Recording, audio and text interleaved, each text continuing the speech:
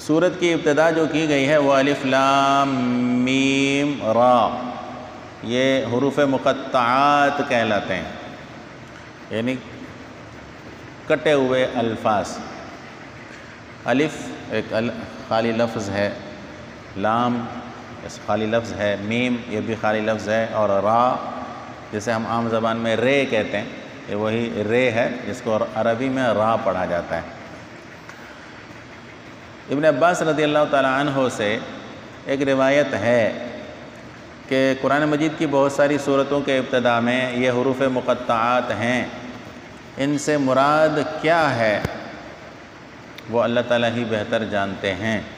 نبی کریم صلی اللہ علیہ وسلم سے بھی اس حوالے سے کوئی چیز نقل شدہ نہیں ہے۔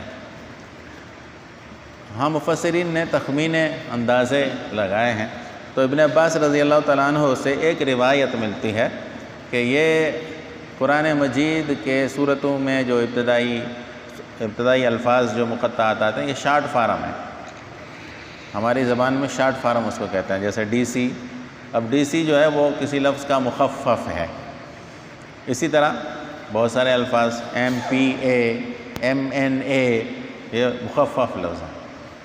میم نون الف، ٹھیک ہے نا۔ اب میم نون الف کا معنی ہے ممبر نیشنل اسمبلی، تو بولا تو کیا میم نون الف، ایم پی اے، میم پے الف، ممبر پراونشنل صوبائی، پراونشنل اسمبلی۔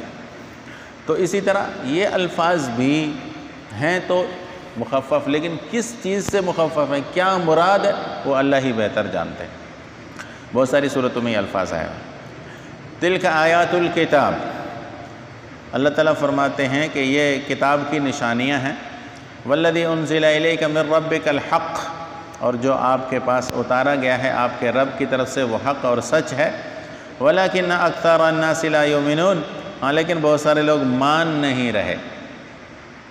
پچھلی صورت میں یہ لفظ گزرا تھا وما اکثر الناس ولو حرصت بمؤمنین، کہ اے پیغمبر آپ کے دل میں تو یہ تڑپ ہے کہ سب کے سب ایمان لے آئیں، لیکن اکثر لوگ ایمان نہیں لاتے۔ اکثریت لوگوں کی گمراہ ہوتی ہے، یاد رکھیں۔ جس جانب اکثریت ہو اس کے حق ہونے کے لیے دلیل نہیں ہے یہ کہ بھئی اس کی طرف بہت سارے لوگ ہیں۔ کسی کے ساتھ بہت سارے آدمی ہوں تو اس کے حق اور سچے ہونے کی علامت نہیں ہوتی۔ جمہوریت کا مطلب ہے کہ تمام لوگوں کے حقوق برابر ہوں گے، یہ جمہوریت ہے۔ جمہوریت کا اصل معنی یہی ہے کہ حقوق کے حوالے سے کوئی بڑا کوئی چھوٹا نہیں ہوگا۔ مجرم ہیں تو سب ہیں، جو مجرم ہو اس کو سزا ملے گی، اچھا ہے تو وہ اچھا ہے۔ اس طرح جمہوریت اسی کو کہا جاتا ہے کہ حقوق سب کو برابر ملیں، یہ معنی تھوڑی ہے جمہوریت کا جو ہم سمجھتے ہیں۔ اچھا جی، تو بات یہ میں کر رہا تھا کہ انبیاء کرام کو یہ بتا دیا گیا کہ بھئی اکثریت کو نہ دیکھا جائے، اکثریت معیار نہیں ہوتا۔ اللہ نے نبی کریم صلی اللہ علیہ وسلم کے پاس جو کتاب بھیجی، جو احکام آتا ہے، اللہ خود فرما رہے ہیں وہ حق اور سچ ہیں۔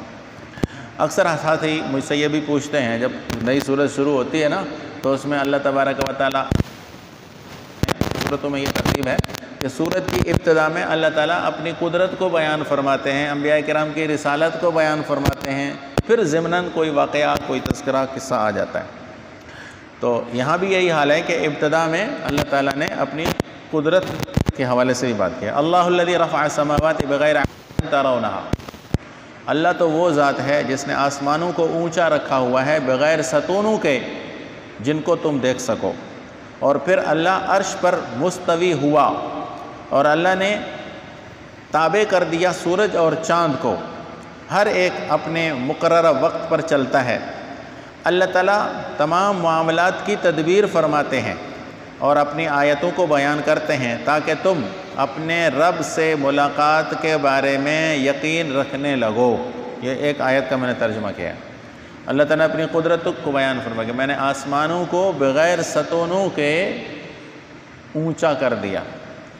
آپ لوگ کوئی بھی عمارت بناتے ہیں تو ستونوں کے بغیر چھت کوئی بھی قائم نہیں ہوتا، اللہ نے وہ بغیر ستونوں کے رکھے۔ پھر آگے ایک لفظ قرآن پاک نے لکھا ہے ترونہا، جن کو تم دیکھ سکو۔ بعض مفسرین اس کا ترجمہ کرتے ہیں کہ ستون تمہیں دیکھنے میں نہیں آتے، یعنی ہیں صحیح لیکن تمہیں دیکھنے میں نہیں آتے۔ نورانی ستون ہے، اللہ تعالیٰ کی قدرت ہے۔